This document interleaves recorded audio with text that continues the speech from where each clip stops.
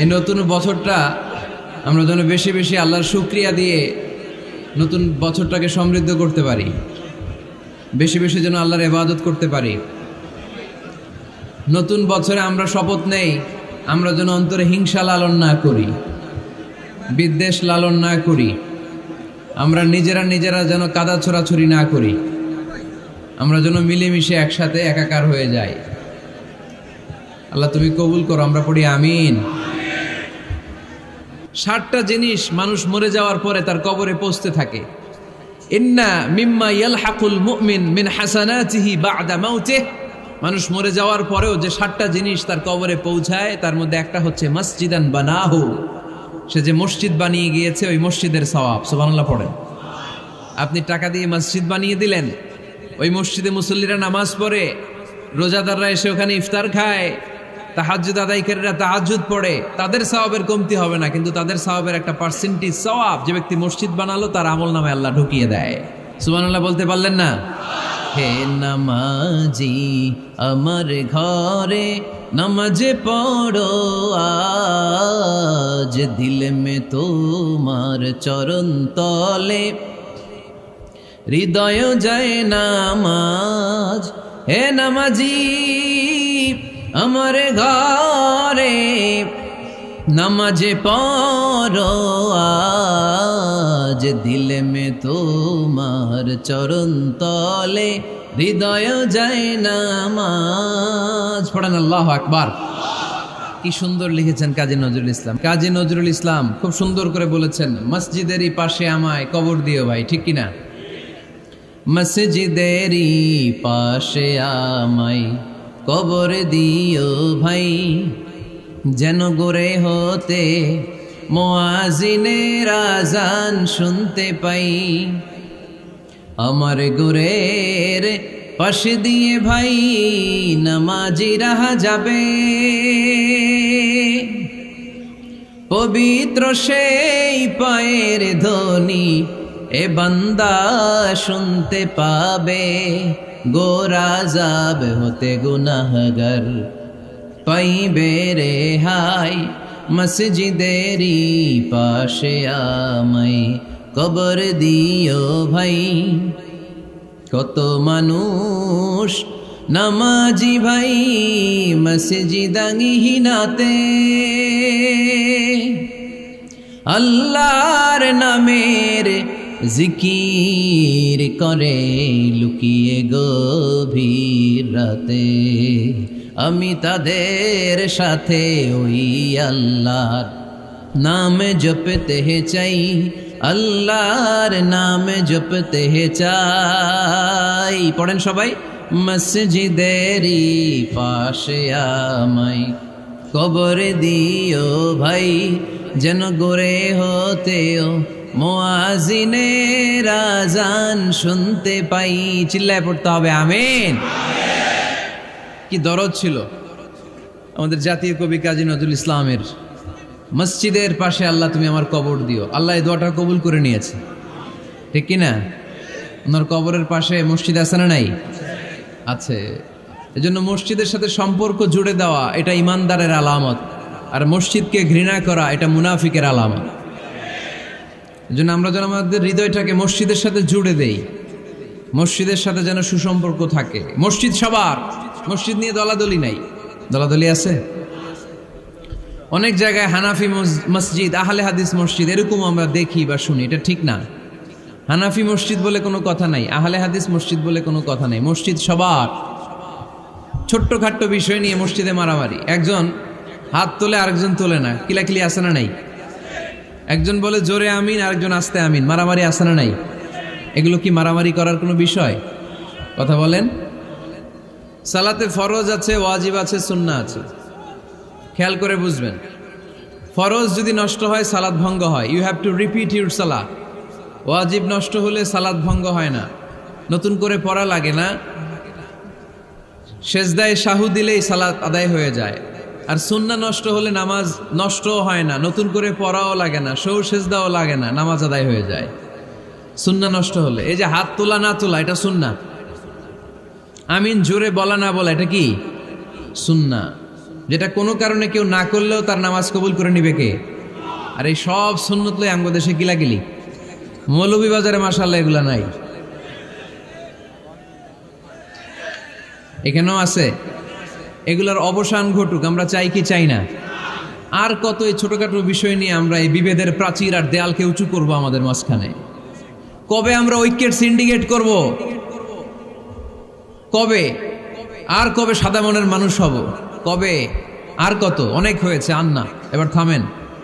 বিভেদের প্রাচীরকে ভেঙে চুড়িয়ে দেন।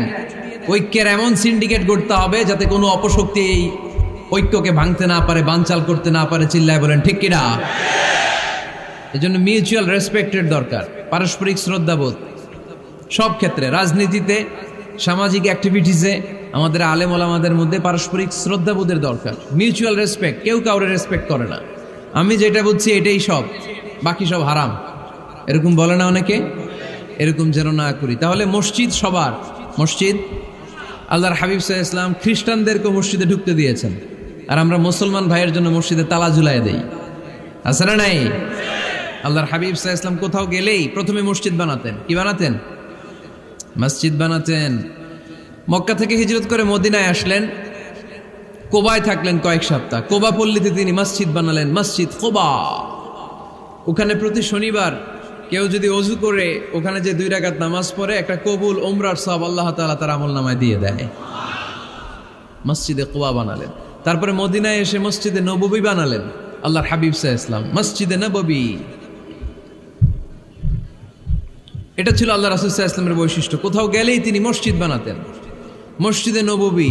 হায় রে, এখন তো কত সুন্দর মসজিদ আমরা দেখি, আমরা যে সালাত পড়ি। আল্লাহর হাবিব সাল্লাল্লাহু আলাইহি সাল্লামের সময় মসজিদে নববী কি এরকম ছিল? কথা বলেন। ফ্লোর ছিল বালুর ফ্লোর। কিসের ফ্লোর? আমাদের মসজিদের ফ্লোর কিসের? টাইলস। আর আল্লাহ রাসূল সাল্লাল্লাহু আলাইহি ওয়াসাল্লামের মসজিদে নববীর ফ্লোর কিসের? কথা বলে না তো। আওয়াজ করে উত্তর দেন না কেন? কষ্ট হচ্ছে? দুপুরে খাইছেন না সবাই? কেন খান নাই কেন? রোজা রাখছিলেন? হ্যাঁ, ফজর বাদে আইছি। আচ্ছা ঠিক আছে, ঠিক আছে। আচ্ছা আচ্ছা, সাউন্ড নাই, কথা শোনা যায় না? তো এটা শুনলা কেমনে? জিজ্ঞেস করলাম কথা শোনা যায় না, কয় না। তো এটা শুনলা কি করে? মানে অল্প শোনা যায়, তাই তো?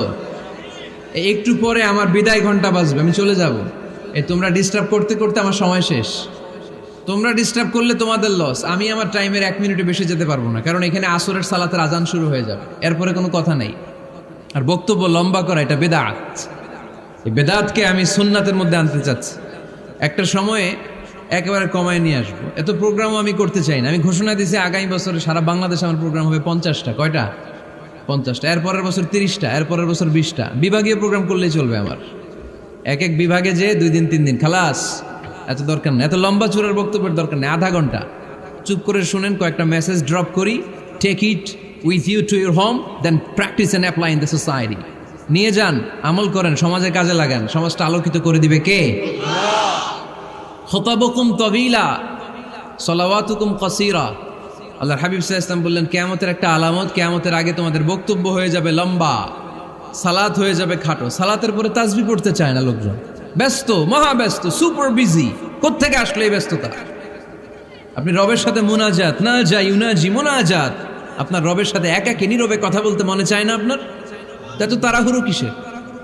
ধীর স্থির হন, একটু স্থির হন, একটু মনোদৈহিক প্রশান্তি অর্জনের চেষ্টা করেন। সব সময় ব্যস্ত, ধাক্কাধাক্কি, উচ্ছৃঙ্খলা, এগুলো আমাদেরকে শেষ করে দিয়েছে।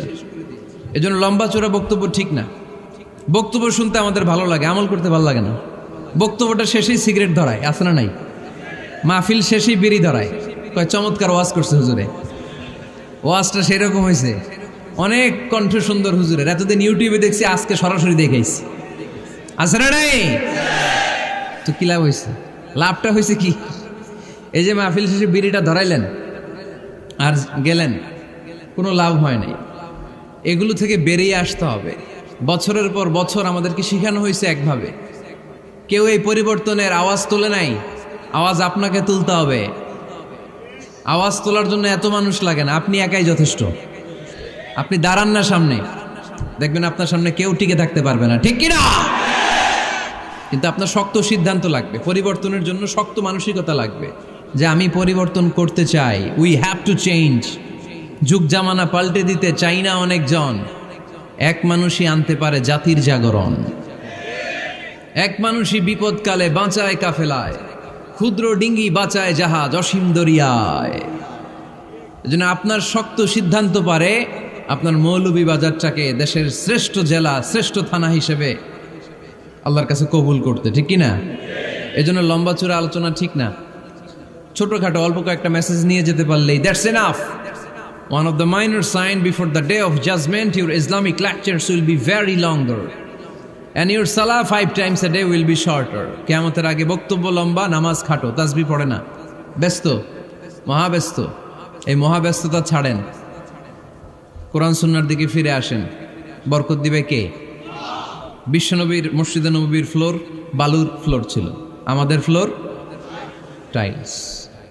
আল্লাহর হাবিব সাল্লাল্লাহু আলাইহি ওয়াসাল্লামের মসজিদে বালি নিচে, এই বালিতে নামাজ পড়তেন। বৃষ্টি হলে কাদামাটি হয়ে যেত, কাদামাটিতেই সেজদা করতেন। সেজদা করলে কাদার মাটি আল্লাহর হাবিব সাল্লাল্লাহু আলাইহি ওয়াসাল্লামের নাকে আর কপালে লেগে যেত। তিনি সালাম ফিরিয়ে সাহাবাদের দিকে মুখ ফিরিয়ে বসলে দেখতেন প্রতিটা সাহাবীর নাকে আর কপালে কাদার মাটি মিশে আছে। তার মানে প্রিয় নবী সাল্লাল্লাহু আলাইহি ওয়াসাল্লামের মসজিদে নববী ছিল কাঁচা, কিন্তু মুসল্লি ছিল পাকা। আমাদের মসজিদগুলা হয়েছে পাকা, কিন্তু মুসল্লি কাঁচা, ঠিক কিনা? ফজরের সালাতে মানুষ নাই। ইমাম সাহেব আছেন কে কে এলাকায়? দেখি ইমাম, মসজিদের ইমাম, মাশাআল্লাহ। আপনাদের এইখানে ওই মসজিদে ফজরের নামাজে কয় কাতার হয়? 5 জন 6 জন? কেনে এত কম? কেনে? হ্যাঁ, আসে না, আসতে চায় না লোকজন। তো এই যে 5-6 জন ফজরের সালাতে, কল্পনা করতে পারেন ফজরের সালাতে এত কম লোক? ফজরের জামাতে লোক যায় না, এটা একটা মহামারী। যেদিন ফজরের জামাতের দৃশ্য আর জুমার নামাজের দৃশ্য একরকম হয়ে যাবে, ওই দিনই বাংলাদেশে ইসলাম কায়েম হয়ে যাবে। এখন স্লোগান তুলে বিপ্লব বিপ্লব, ইসলামী বিপ্লব। আর ফজরের সময় আমি কম্বলের ভিতরে, আছে না নাই? কোনো বিপ্লব হবে না।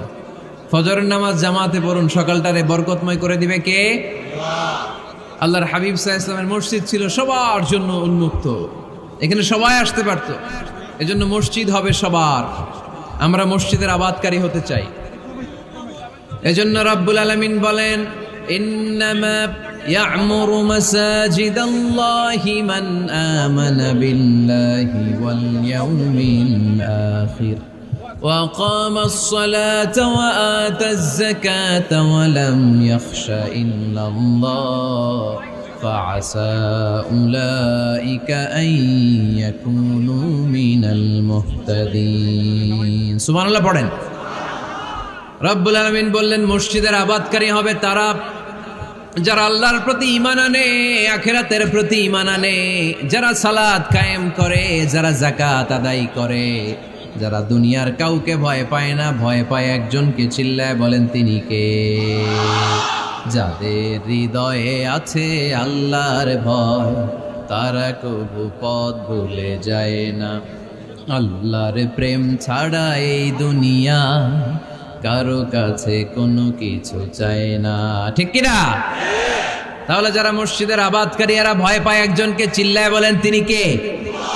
মসজিদের আবাদকারীদের প্রথম গুণ, তারা আল্লাহয় বিশ্বাস করে, তারা আখিরাতে বিশ্বাস করে, তারা সালাত কায়েম করে, তারা যাকাত আদায় করে, তারা আল্লাহ ছাড়া পৃথিবীর কাউরে ভয় পায় না। আল্লাহ বলেন, ফাআসা উলাইকা আন ইয়াকুনু মিনাল মুহতাদিন। আশা করা যায় তারাই হলো হেদায়েতের রাস্তার উপরে আছে, ঠিক কিনা? তারাই মসজিদের আবাদকারী, যারা মসজিদে যায়, সালাত আদায় করে। এখন মসজিদের আবাদকারী আপনি হতে চান, আপনি মসজিদে যান না, আপনি আবাদকারী হতে পারবেন? মসজিদের অনেক সভাপতি আছে, মসজিদে যায় না, আছে না নাই? মৌলভীবাজারে এই সমস্যা বোধহয় নাই। মসজিদের সেক্রেটারি মসজিদে যায় না, আছে না নাই? তাহলে হইল, এটা হইল, এটা মেনে নেওয়া যায়? এজন্য সভাপতি সাহেবরা, আপনি কষ্ট করে মসজিদ বানিয়েছেন, মসজিদে যাবেন। সভাপতি সাহেব, আপনি মসজিদে যাবেন। সেক্রেটারি সাহেব আপনি মসজিদে যাবেন, তাহলে আপনি সঠিক মসজিদের আবাদকারী হবেন, ঠিক কিনা? আমরা মসজিদের আবাদকারী হতে চাই, ইনশাআল্লাহ পড়েন। উমরানুল মাসাজিদ, মসজিদের আবাদ কি করে করতে হয়? মসজিদ আবাদ করার এক নাম্বার মাধ্যম হচ্ছে মসজিদ নির্মাণ করা। কি করা? নির্মাণ করা। খেয়াল করবেন, আল্লাহর হাবিব সাল্লাল্লাহু আলাইহি ওয়াসাল্লাম বলেছেন, মান বানা মসজিদান মিন মালিহি ফিদ দুনিয়া বানাল্লাহু লাহু বাইতান ফিল জান্নাহ। যে ব্যক্তি নিজের পকেটের টাকা খরচ করে দুনিয়াতে মসজিদ বানায়, আল্লাহ তাআলা তার জন্য জান্নাতে ঘর বানায়। 60টা জিনিস মানুষ মরে যাওয়ার পরে তার কবরে পৌঁছতে থাকে। ইন্না মিম্মা ইয়ালহাকুল মুমিন মিন হাসানাতিহি বা'দা মাউতিহি, মানুষ মরে যাওয়ার পরেও যে 60টা জিনিস তার কবরে পৌঁছায়, তার মধ্যে একটা হচ্ছে মসজিদান বানাহু, সে যে মসজিদ বানিয়ে গিয়েছে ওই মসজিদের সওয়াব। সুবহানাল্লাহ পড়েন। আপনি টাকা দিয়ে মসজিদ বানিয়ে দিলেন, ওই মসজিদে মুসল্লিরা নামাজ পড়ে, রোজাদাররা এসে ওখানে ইফতার খায়, তাহাজ্জুদ আদায়কারীরা তাহাজ্জুদ পড়ে, তাদের সওয়াবের কমতি হবে না, কিন্তু তাদের সওয়াবের একটা পার্সেন্টেজ সওয়াব যে ব্যক্তি মসজিদ বানালো তার আমল নামে আল্লাহ ঢুকিয়ে দেয়। এজন্য বেশি বেশি মসজিদ বানাতে রাজি আছেন তো? তাহলে মসজিদ আবাদ করার প্রথম মাধ্যম হচ্ছে মসজিদ বানানো। 2 নাম্বার মাধ্যম হচ্ছে মসজিদে যে জামাতে সালাত আদায় করা। জামাতে সালাতুল জামাআ তাফদুলু সালাতাল ফাযযি বি27 দারাজা। ঘরে নামাজ পড়লে একা একা পড়লে যেই সওয়াব, জামাতে পড়লে 27 গুণ বেশি সওয়াব। সুবহানাল্লাহ বলতে পারলেন না? হে নামাজি আমার ঘরে নামাজ পড়ো আজ, দিলে মে তোমার চরণ তলে হৃদয় যায় নামাজ। হে নামাজি আমার ঘরে নামাজ পড়ো আজ, দিলে মে তোমার চরণ তলে হৃদয় যায় নামাজ। পড়েন আল্লাহু আকবার। কি সুন্দর লিখেছেন কাজী নজরুল ইসলাম। মসজিদ কেমন যেন মসজিদ তার নিজের ভাষায় আল্লাহর কাছে কেঁদে কেঁদে ফরিয়াদ জানায়, আল্লাহ নামাজিরা আমার ঘরে আসে না, কি সুন্দর টাইলস, কি সুন্দর মুসল্লা, কি সুন্দর এয়ার কন্ডিশন, সব আছে কিন্তু মুসল্লি নাই, ঠিক কিনা? মসজিদগুলো আল্লাহর কাছে ফরিয়াদ জানায়। এজন্য আমরা যেন মসজিদমুখী হই। কি মুখী? আওয়াজ করে বলতে হবে, কি মুখী? মসজিদমুখী। তাহলে মসজিদ আবাদের 1 নাম্বার পদ্ধতি মসজিদ বানানো। 2 নাম্বার মসজিদে বেশি বেশি যে জামাতে সালাত আদায় করা। 3 নাম্বারে মসজিদের সাথে সম্পর্ক জুড়ে দেওয়া, হৃদয়টা যেন সবসময় মসজিদের সাথে লেগে থাকে। আল্লাহর হাবিব সাল্লাল্লাহু আলাইহি ওয়াসাল্লাম বললেন, সাবআতুন ইউযিল্লুহুমুল্লাহু ফি যিল্লিহি ইয়াওমা লা যিল্লা ইল্লা যিল্লু। 7 শ্রেণীর ব্যক্তিকে আল্লাহ তাআলা কিয়ামতের দিন আরশের নিচে ছায়া দিবে, যেদিন আল্লাহর আরশের ছায়া ছাড়া কোনো ছায়া পৃথিবীতে থাকবে না। সেই দিনটা কি এই দিনের মতো? কিয়ামতের দিনটা আজকের এই দিনের মতো হবে? 50,000 বছর হবে। এটা লেন্থ, এটা ডিউরেশন। কাআন সাফসাফা লা তারা ফিহা ইওয়াজা ওয়ালা আমতা, লেভেল প্লেইং ফিল্ড, তামার জমিন। একটু কল্পনা করেন তো ওই দিনটা কত ভয়ঙ্কর। বাবা ছেলেরে চিনবে না ওই দিন, ছেলে বাবারে চিনবে না, স্ত্রী স্বামীকে চিনবে না, স্বামী স্ত্রীকে চিনবে না, পীর সাহেব মুরিদ চিনবে না, মুরিদ পীর সাহেবকে চিনবে না, নেতা কর্মীকে চিনবে না, কর্মী নেতাকে চিনবে না। হায় হায়, ইয়া নাফসি ইয়া নাফসি বলে কাঁদবে। সূর্যটা মাথার কাছে চলে আসবে, সূর্যের তাপে মাথার মগজগুলো গলে গলে নাকের ছিদ্র আর কানের ছিদ্র দিয়ে টপ টপ করে বেয়ে বেয়ে পড়বে। তৃষ্ণায় মানুষগুলো পাগল পাড়া, জিহ্বাটা বের হয়ে নাভি পর্যন্ত ঝুলতে থাকবে। সেদিন সবাই পাগলের মতো ছুটতে থাকবে, কোনো ছায়া নাই আল্লাহর আরশের ছায়া ছাড়া। আল্লাহর হাবিব বললেন, 7 শ্রেণীর ব্যক্তিকে আল্লাহ তাআলা আরশের নিচে ছায়া দিবেন। এর মধ্যে 1 শ্রেণীর ব্যক্তি রাজুলুন কলবুহু মুআল্লাকুন বিল মাসাজিদ, ওই ব্যক্তি যার হৃদয়টা সবসময় আল্লাহর মসজিদের সাথে লেগে থাকে। মসজিদের সাথে যার হৃদয় লেগে থাকে তাকে আরশের নিচে ছায়া দিবে কে? এজন্য মসজিদের সাথে যেন আমাদের হৃদয়গুলো লেগে থাকে। অনেকেই দেখবেন এত ভালো নামাজে, জোহর পরে টেনশন করে আসরটা কই পড়বো, আসর পরে চিন্তা করে মাগরিবের সময় আমি কোথায় থাকবো, মাগরিবের সময় টেনশন, ইস এশাটা হয়ে গেলেই তো শেষ। এরকম লোক আছে না নাই? এদেরকে সেই কঠিন ভয়াবহ দিনে আরশের নিচে ছায়া দিবে কে? তারপরে মসজিদ আমাদের 4 নাম্বার পদ্ধতি, মসজিদকে পরিচ্ছন্ন রাখা, মসজিদকে ঝাড়ু দেয়া। মসজিদকে যারা পরিষ্কার করে তাদের হৃদয়ের যন্ত্রণা দূর করে দেয় কে? সাইয়েদনা ইব্রাহিম আলাইহিস সালাম এবং ইসমাঈল আলাইহিস সালামকে আল্লাহ তাআলা আদেশ করেছেন তাহহিরা বাইতিয়া লিত্তাইফিনা ওয়াল আকিফিনা ওয়ার রুকআই সুজুদ। হে ইব্রাহিম, ইসমাঈল, বাপ বেটা দুইজন মিলে মসজিদ ঝাড়ু দাও। কি ঝাড়ু দাও? মসজিদেরি ঝাড়ু বড়দার ও কমারে হাত শোনো আমার মুনাজাত। পড়েন, শোনো শোনো ইয়া ইলাহি আমার মুনাজাত, শোনো আমার মুনাজাত। পড়েন আমিন। মসজিদ ঝাড়ু দেওয়া মসজিদ আমাদের অন্তর্ভুক্ত। আপনারা কেউ কোনোদিন মসজিদ ঝাড়ু দিয়েছেন নাকি? কে কে দিয়েছেন দেখি? সবাই? সবাই মসজিদের খাদেম? মাশাআল্লাহ। আমিও দিছি মসজিদ ঝাড়ু, অনেক দিছি। মাশাআল্লাহ, আল্লাহ তুমি কবুল করো।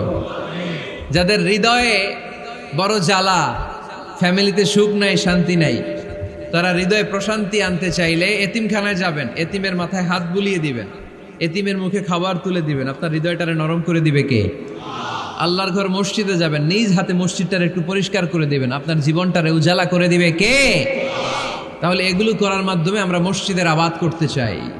আমরা মসজিদের আবাদকারী হতে চাই কি চাই না? আল্লাহর ঘর মসজিদ আবাদ করার মতো শ্রেষ্ঠ কাজ পৃথিবীতে হতে পারে না। এই মসজিদের কিছু আদব আছে, আল্লাহ রাসূল সাল্লাল্লাহু আলাইহি ওয়াসাল্লাম বলেছেন এই আদবগুলো মেনটেন করে যেন আল্লাহর ঘর মসজিদের সাথে আমরা ব্যবহার করি।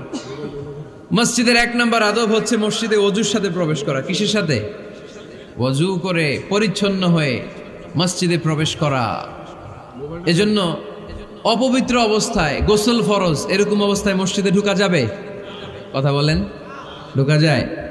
যেই নারীদের মাসিক চলতেছে, মেনস্ট্রুয়েশনাল পিরিয়ড চলতেছে, ওই নারীদের পক্ষে মসজিদে ঢোকা জায়েজ আছে?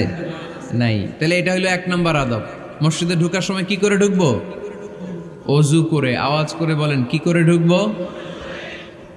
ওযু করে। 2 নম্বর আদব হচ্ছে মসজিদে যাওয়ার সময় সবচেয়ে ভালো জামাটা পরে যাব, সবচেয়ে ভালো পাঞ্জাবিটা পরে যাব। জান তো আপনারা? না সবচেয়ে সিরাটা পরে যান? হ্যাঁ, অনেকের নামাজের জন্য একটা পুরান জামা আছে, সিরা পাড়া, এদিকে হাত উঠালে দিকতে দেখা যায়, আছে না নাই? সবচেয়ে সিরা পাড়াটা রাখে নামাজের জন্য, কপাল পোড়া। আর সুন্নাতে খাতনার অনুষ্ঠানে গেলে মাশাআল্লাহ লেহেঙ্গা গায়ে দেওয়া যায়, আছে না নাই? না, আপনি ইবাদতের জন্য সবচেয়ে সুন্দর জামাটা রাখবেন। এজন্য রাব্বুল আলামিন বলেন, ইয়া বানি আদম খুযু জিনাতাকুম ইনদা কুল্লি মসজিদ। ও বনি আদম, তুমি যখন আল্লাহর ঘর মসজিদে ঢুকবা, ও বনি আদম, তুমি যখন নামাজের মুসল্লায় দাঁড়াবা, তোমার সবচাইতে দামি, সবচাইতে সুন্দর জামাটা গায়ে দিয়ে তুমি নামাজে দাঁড়াও। ঠিক কি না? তাহলে এখন মসজিদে যাওয়ার সময় কি গায়ে দিয়ে যাবেন বলেন? খিতা করবাইন? হ্যাঁ, মাশাআল্লাহ। হ্যাঁ, সবচেয়ে ভালো কাপড়টা আয়রন করে পারফিউম মেখে তারপরে আমরা যাব। রাজি আছেন তো? 3 নম্বর আদব হচ্ছে মসজিদে ঢোকার সময় বাম পা দিয়ে ঢুকতে হয়।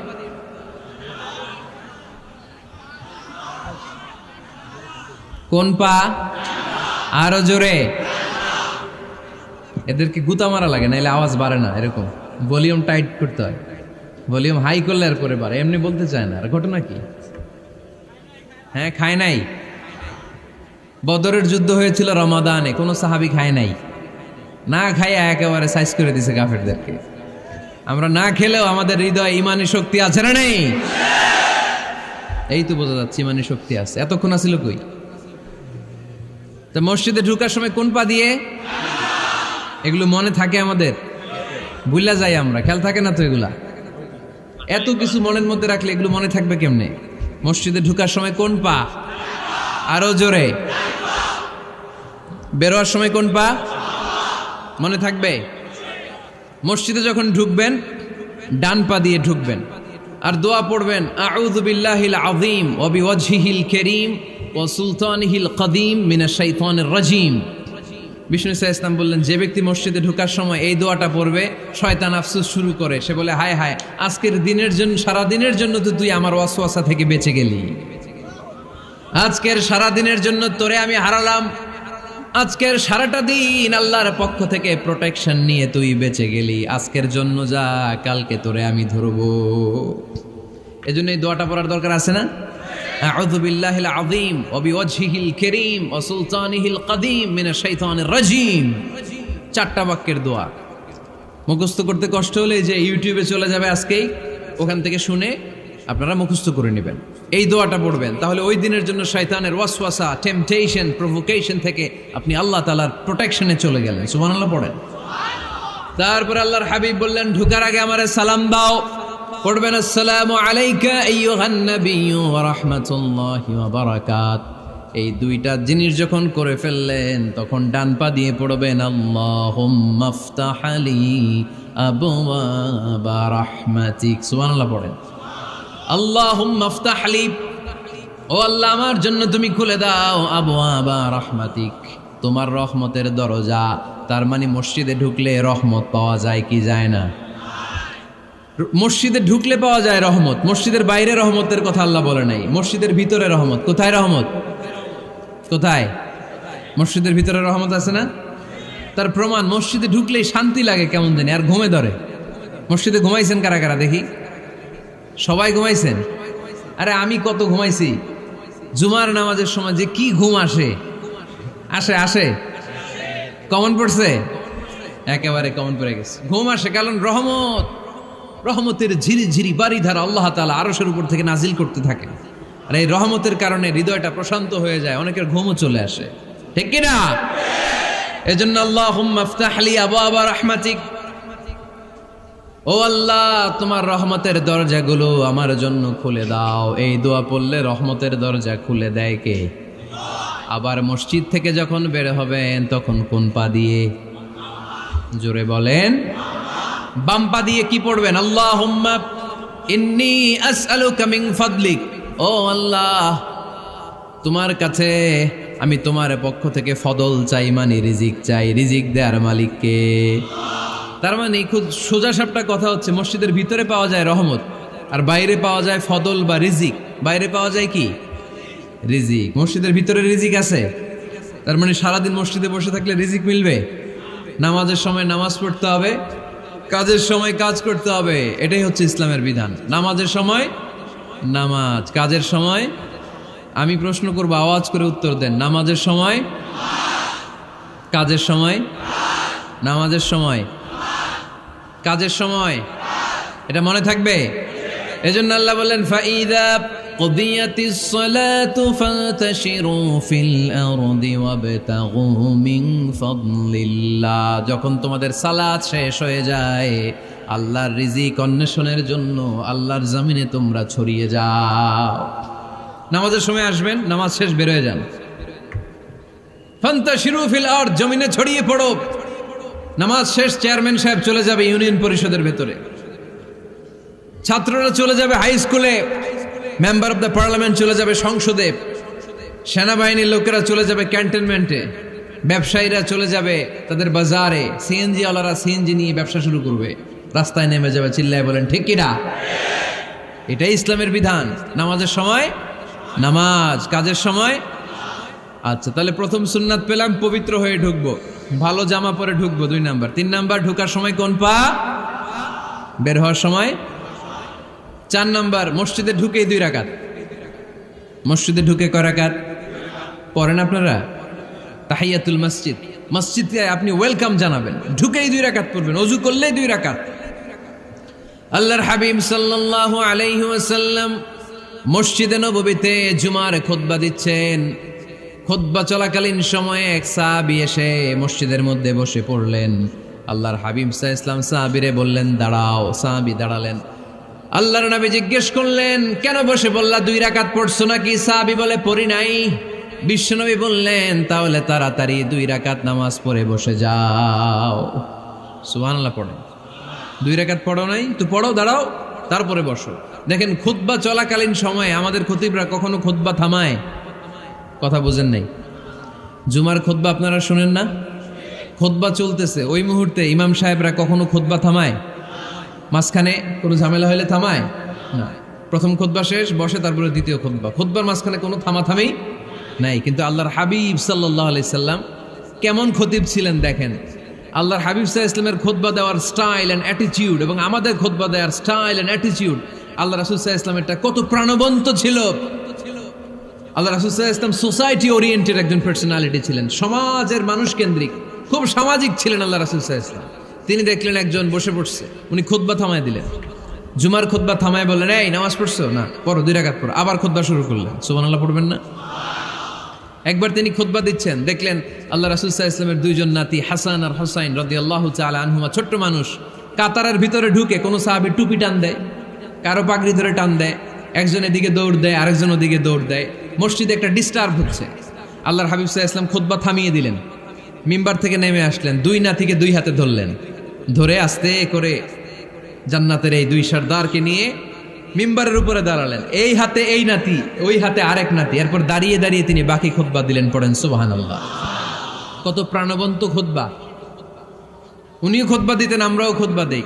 আল্লাহর হাবিব সাল্লাল্লাহু আলাইহি ওয়াসাল্লাম খুতবা দিচ্ছেন, এক সাহাবী এসে বলল, ইয়া রাসূলুল্লাহ, মদিনায় দুর্ভিক্ষ, বৃষ্টি নাই, আপনি বৃষ্টির দোয়া করেন। রাসূল সাল্লাল্লাহু আলাইহি ওয়াসাল্লাম খুতবা থামায় দিলেন, থামায় দিয়ে দোয়া শুরু করলেন, আল্লাহুম্মা আসকিনা গাইসান মুগীসান মারিআন মুরিআন নাফিআন গায়রা দার আজিলান গায়রা আজল। আল্লাহ উপকারে বৃষ্টি দেন, যে বৃষ্টিতে আমাদের ফসল জন্মাবে, সবুজ ঘাস লতা পাতা জন্মাবে, আমাদের গবাদি পশুর রিজিক বাড়বে, এরকম উপকারী বৃষ্টি আমাদেরকে দিয়ে মদিনাটারে ধন্য করে দেন।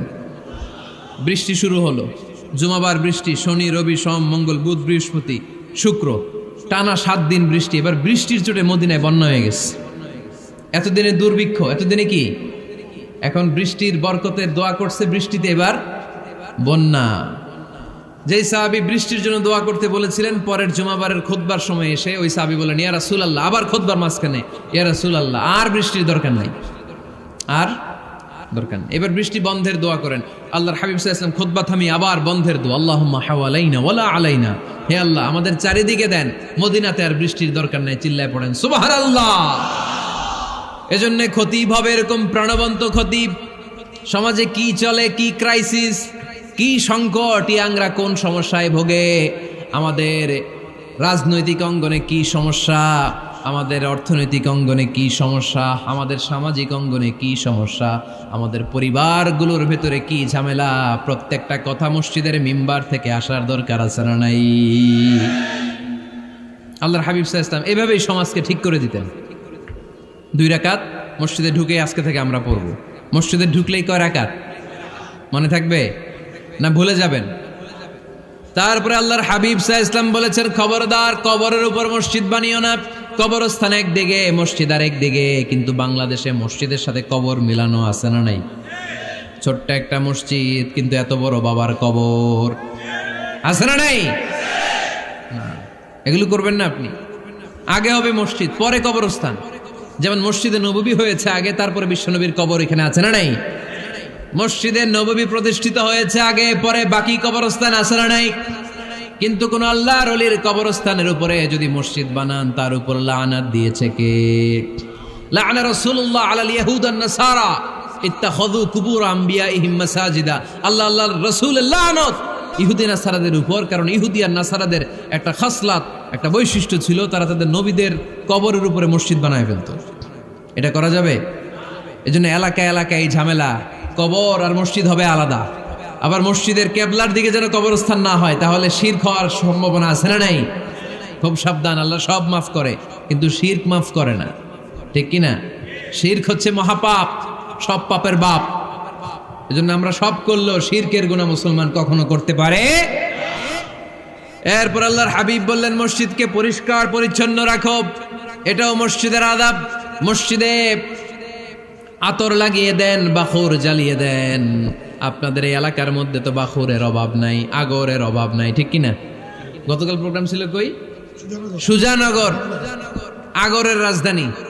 আগর চিনেননি আপনারা? হ্যাঁ, এই যে দেহনেল উদ পারফিউম, আপনাদের এই যে মাহাতাব সাহেবের আল হারামাইন, এরপরে যে আজমল কোম্পানি, এও আপনাদের এই মৌলভীবাজার এলাকার। এরকম অনেক কোম্পানি আছে দুবাই ভিত্তিক, গোটা বিশ্বে ওনারা ব্র্যান্ডিং করেছে। এগুলোর র ম্যাটেরিয়াল, কাঁচামাল যায় হচ্ছে আপনাদের মৌলভীবাজার থেকে। সম্মানিত ভাইয়েরা, মসজিদ পরিষ্কার পরিচ্ছন্ন রাখবেন, এই বাখুর জ্বালাবেন, দেহনেল উদ, এই পারফিউমগুলো ছড়িয়ে দিবেন। মসজিদের মধ্যে অনেক মসজিদে দুর্গন্ধ আছে না নাই? এই কার্পেটের মধ্যে ময়লা, পরিষ্কার করে না। আল্লাহর হাবিব সাল্লাল্লাহু আলাইহি ওয়াসাল্লাম বলেছেন, খবরদার। আম্মা জান আয়েশা বর্ণনা করেন, আমার রাসূলুল্লাহ সাল্লাল্লাহু আলাইহি ওয়াসাল্লাম বিবিনাইল মসজিদ ফি দুয়ার, ওয়া আন তুতাইয়াবা ওয়া তুনাজ্জাফ, আমরা যেন এলাকা এলাকায় মসজিদ বানাই, মসজিদগুলোকে যেন পারফিউম দিয়ে আতর দিয়ে সুগন্ধময় করে দেয়। বিশ্বনবী আদেশ করেছেন, সুবহানাল্লাহ পড়েন। এজন্য কোনো অপরিচ্ছন্ন মসজিদ থাকতে পারবে না। মসজিদের পাশ দিয়ে গেলে আতরের ঘ্রাণে আমোদ হয়ে লোকজন যেন বুঝতে পারে এটা আল্লাহর ঘর, মসজিদ। চিল্লায় বলেন ঠিক কিনা? এরপরে আল্লাহর হাবিব সাল্লাল্লাহু আলাইহি ওয়াসাল্লাম বলেছেন, মসজিদের আরেকটা আদব হলো মসজিদকে অতিমাত্রায় ডিজাইন না করা। বেশি ডিজাইন করা যাবে না। এমন ডিজাইন করা যাবে না যে এটা মসজিদ বোঝাই যায় না। এত লাইটিং ফাইটিং করে, এটা কি মসজিদ না কমিউনিটি সেন্টার বোঝাই যায় না। আছে না? নাই আছে। এরকম যেন আমরা না করি সম্মানিত ভাইয়েরা। বিশেষ করে মসজিদের সামনের দেয়ালে। কোন দেয়ালে? সামনের দেয়ালটা কেবলার দিকে যেই দেয়াল, এই দেয়ালটা হতে হবে ফ্রেশ, যাতে করে মানুষের দৃষ্টি আকর্ষণ না করে। প্রায় মসজিদের দেয়ালের মাঝখানে দেখবেন আপনি ক্যালেন্ডার ঝুলায় রাখে, আছে না নাই? মৌলভীবাজারের কি অবস্থা? খিতা খবর আছে? তো এই যে ক্যালেন্ডার ঝুলায় রাখে, ওইখানে দেখবেন বিভিন্ন মসজিদের ছবি, এতিমখানার ছবি, মানুষের ছবি। তো মানুষ নামাজও পড়ে, আবার ওগুলোও তাকায়, আছে না নাই? প্রথম কাতারে পরে ওইখানে কি লেখা, এগুলো পরে, তার ডিস্টার্ব হচ্ছে না? এই মুসল্লির দৃষ্টি যাতে অন্যদিকে না যায়, এটা খেয়াল রাখতে হবে। যদি পারা যায় মসজিদের সামনে কোনো ঘড়ি টড়ি চলবে না। ঘড়ি মসজিদের পেছনের দেয়ালে, সময়সূচি পেছনের দেয়ালে, সব পেছনে। সময় কয়টা বাজে ওটা ইমাম দেখলেই চলবে, ইমাম এভাবে দেখে নিবে, আপনারাও দেখে নিবেন। কিন্তু সামনের দেয়ালটা যত সিম্পল করা যায়। আল্লাহর হাবিব সাল্লাল্লাহু আলাইহি ওয়াসাল্লাম নামাজ পড়া অবস্থায় সামনে এমন কিছু রাখতেন না যেটার দ্বারা আল্লাহর হাবিব সাল্লাল্লাহু আলাইহি ওয়াসাল্লামের সালাতে মনোযোগ অন্যদিকে চলে যায়। আমরা যখন সালাত পড়ি, যদি অন্যদিকে তাকাই, ফেরেশতার মাধ্যমে আল্লাহ একটা ডাক দেয়, বলে আকবিল, এই বান্দা ফিরে আয়, তোর নজর থাকা দরকার সিজদার জায়গায়, ফিরে আয়। আপনি আবার যখন অন্যদিকে তাকান, আল্লাহ বলে ফিরে আয়, সিজদার দিকে তাকা। আপনি আবার যখন ঘড়ির দিকে তাকান, আল্লাহ বলে আকবিল, ফিরে আয়, সিজদার দিকে তাকা। আপনি যখন আবার অন্যদিকে তাকান, তখন আল্লাহ বলে লা হাজাতা লি ইলা সালাতিক, তোর এই নামাজের দরকার আমার নাই। নাউজুবিল্লাহ পড়বেন না? তোর এই নামাজের দরকার আমার নাই। অজু করে কষ্ট করে যাকে খুশি করার জন্য আপনি সালাতে দাঁড়ালেন, উনি যদি বলে এই নামাজের দরকার নাই, তা কার জন্য নামাজ পড়লেন আপনি? কথা কি বুঝতে পেরেছেন? এই জন্য এলাকার গণ্যমান্য ব্যক্তিবর্গ আছে, আমাদের চেয়ারম্যান সাহেব আছে, আরো অন্যান্য বিজনেস ম্যাগনেটরা আছে। আপনারা মসজিদ যখন নির্মাণ করবেন, সামনের দেয়ালটা যত সাদামাটা হতে পারে ততই ভালো। এমনকি জায়নামাজের মধ্যে এখন কাবা ঘরের ছবি আছে না নাই? আছে না? কি মুসলমান আমরা! নিজের কাবারে নিজে লাথি মারি নামাজের আগে, মনের অজান্তে নিজের কাবাকে নিজে লাথি মারছি। এরকম জায়নামাজ ব্যবহার করা নিষেধ। চিল্লায় বলেন ঠিক কিনা? সাদা ফ্রেশ জায়নামাজ বাজারজাত করেন, আপনাদের সিদ্ধান্তই ওনাদের ব্যবসা বয়কট হয়ে যাবে। আপনারা যদি এখন থেকে মসজিদের মিনারা আর কাবা ঘরের যে প্রতিকৃতি বা ছবি, এরকম ছবি সম্বলিত জায়নামাজ কিনা বন্ধ করে দেন, এদের মার্কেট থাকবে? কথা বলেন। কালকে থেকে আমরা জায়নামাজ কেনার সময় ফ্রেশ জায়নামাজ কিনবো। কোনো মসজিদ, কোনো মিনার, আমাদের কাবা ঘরের ছবি সম্বলিত কোনো জায়নামাজ কিনা যাবে? আওয়াজ করে বলেন, যাবে? যাবে না। এগুলো হচ্ছে মসজিদের আদাব। এগুলো রক্ষা করে মসজিদে ঢোকার দরকার আছে না নাই? পৃথিবীতে 3টা মসজিদ সবচাইতে শ্রেষ্ঠ মসজিদ। কয়টা? আওয়াজ করে বলেন না। 1 নাম্বার মসজিদুল হারাম, ফাওয়াল্লু উজুহাকুম শাতরা। যেখানেই তোমরা নামাজ পড়ো না কেন, মসজিদের হারামের দিকে হয়ে নামাজ পড়ো। কেবলা কোন দিকে আজকে? এদিকে, এইদিকে কেবলা। আমি যদি এদিকে হয়ে পড়ি, নামাজ হবে না? হবে না কেন? কারণ কেবলামুখী হয়ে নামাজ পড়া ফরজ। চিল্লায় বলেন ঠিক কিনা? মসজিদুল হারাম পৃথিবীর প্রথম মসজিদ। ওখানে একটা ঘর আছে, ঘরটার নাম হলো কাবা। ইন্না আউওয়ালা বাইতিন উদিআ লিন-নাসি লাল্লাযী বিবাক্কাতা মুবারাকা। এই পৃথিবীর প্রথম ঘর, যেই ঘরটা স্থাপিত হয়েছে বাক্কা শহরে। বাক্কা মক্কার আগের নাম, এখন শহরের নাম মক্কা। আগে নাম ছিল কি? সবাই বলেন, কি নাম ছিল? বাক্কা। এটা পৃথিবীর আদি ঘর। সব নবীদের পরশধন্য পদধূলিতে এই জায়গাটা বরকতময় হয়েছে। এটা এমন ঘর, যেই ঘরের চারদিকে 1 রাকাত নামাজ পড়লে 1 লক্ষ রাকাতের সওয়াব পাওয়া যায়। হজ উমরা করেছেন কে কে দেখি? হজ উমরা করেছেন আপনারা না? মাশাআল্লাহ। আমরা যারা করতে পারি নাই, আল্লাহ তাদেরকেও তৌফিক দাও। আমরা যেন এই কাবা ঘরে যে প্রাণ ভরে সালাত আদায় করতে পারি, আল্লাহ তৌফিক দান করো। আমরা যেন মসজিদে নববীতে যে প্রাণ ভরে সালাত পড়তে পারি, তৌফিক দান করো। আল্লাহর হাবিব সাল্লাল্লাহু আলাইহি ইসলামের কবরের সামনে দাঁড়িয়ে যেন আমরা প্রাণ খুলে মন প্রাণ উজাড় করে বিশ্বনবী সাল্লাল্লাহু আলাইহি ইসলামকে সালাম দিতে পারি। আল্লাহ তৌফিক দান করো। এই কাবা ঘরকে কেন্দ্র করে প্রতিদিন 100টা রহমত নাজিল হয়। আওয়াজ করে বলেন কয়টা? আল্লাহর হাবিব বললেন প্রতিদিন প্রতিনিয়ত 100টা রহমত নাজিল হতেই থাকে। সিত্তুন আলিত তাইফিন, 60টা রহমত তাদের উপর নাজিল হয় যারা কাবা ঘরের চারদিকে তাওয়াফ করে। আরবাঈন আলিল মুসাল্লিন, বাকি 40টা নাজিল হয় যারা কাবা ঘরের পাশে নামাজ পড়ে। ওয়া 20 আলিন নাযিরিনা ইলাল কাবা, বাকি 20টা রহমত প্রতিনিয়ত নাজিল হয় যারা তাওয়াফ করে না, সালাত আদায় করে না, শুধু কাবার গিলাফের দিকে তাকিয়ে থাকে। কাবার দিকে তাকায় থাকলেই সওয়াব। সুবহানাল্লাহ পড়েন। এক রাকাতে কয় লক্ষ রাকাতের সওয়াব। এজন্য আল্লাহর হাবিব সাল্লাল্লাহু আলাইহি ওয়াসাল্লাম বলেছেন লা তুশাদ্দুর রিহাল ইল্লা ইলা সালাসাতি মাসাজিদা, স্পেশাল ভার্চু এন্ড রিওয়ার্ড, বিশেষ সওয়াবের নিয়তে পৃথিবীর এই 3টা জায়গা ছাড়া কোথাও নিয়ত করে ভ্রমণ করা জায়েজ নাই। এক হচ্ছে মসজিদুল হারাম, 2 হচ্ছে মসজিদ নববী, 3 হচ্ছে মসজিদুল আকসা। এই 3টা মসজিদ ছাড়া পৃথিবীর কোনো মসজিদে নিয়ত করে সফর করা যাবে না। বিশেষ নিয়তে সফর করা যাবে না যে আমি যদি এই মৌলভীবাজারের জামে মসজিদে যাই বেশি সওয়াব পাওয়া যাবে, এই নিয়তে সফর করা যাবে না। বেশি সওয়াব শুধু এই 3 মসজিদে। মসজিদুল হারামে 1 রাকাতে কত রাকাতের সওয়াব? কথা কয় না, বুঝে নাই বোধহয়। কয় লক্ষ? আর মসজিদে নববীতে 1 রাকাতে 1000 রাকাতের সওয়াব। আরেক বর্ণনায় আছে 50,000, বর্ণনাটা দুর্বল। সহিহ বর্ণনায় এসেছে 1 রাকাতে 1000 রাকাতের সওয়াব। মসজিদুল আকসায় সালাত পড়লে 1 রাকাতে, এক বর্ণনায় এসেছে 250 রাকাতের সওয়াব, আরেক বর্ণনায় এসেছে 500 রাকাতের সওয়াব। এই 3টা মসজিদ ছাড়া যে নামাজ পড়লে বেশি সওয়াব হবে, এই নিয়তে সফর করা যাবে? চিল্লায় বলেন যাবে। তবে মসজিদটা দর্শন করার জন্য যেতে পারবেন। মসজিদটা দেখতে কেমন, এটার ক্যালিওগ্রাফিক্যাল ডিজাইন কেমন, এটার আর্কিটেকচারাল ডিজাইন কেমন, এটার দৃষ্টিনন্দন সৌন্দর্য কেমন, মসজিদটা দেখতে কেমন, দেখতে যেতে পারবেন। কিন্তু বিশেষ সওয়াব রিওয়ার্ড এই 3টা মসজিদ ছাড়া অন্য কোনো মসজিদের জন্য হবে না। এই মসজিদ হচ্ছে আমাদের সামাজিক ঐক্যের কেন্দ্রবিন্দু, এটা হচ্ছে আমাদের কমিউনিটি সেন্টার। আমরা শুধু নামাজের জন্য মসজিদকে ইউজ করি, এছাড়া আরো অনেক ইউসেজ আছে মসজিদের। খেয়াল রাখবেন, আমাদের মুসলমানদের মসজিদ হিন্দুদের মন্দিরের মতো নয়। কোথায় আজান হইছে? শেষ করে দিব না? সুবহানাকাল্লাহুম্মা ওয়া বিহামদিকা আশহাদু আল্লা ইলাহা ইল্লা আনতা আস্তাগফিরুকা ওয়া আতুবু ইলাইক।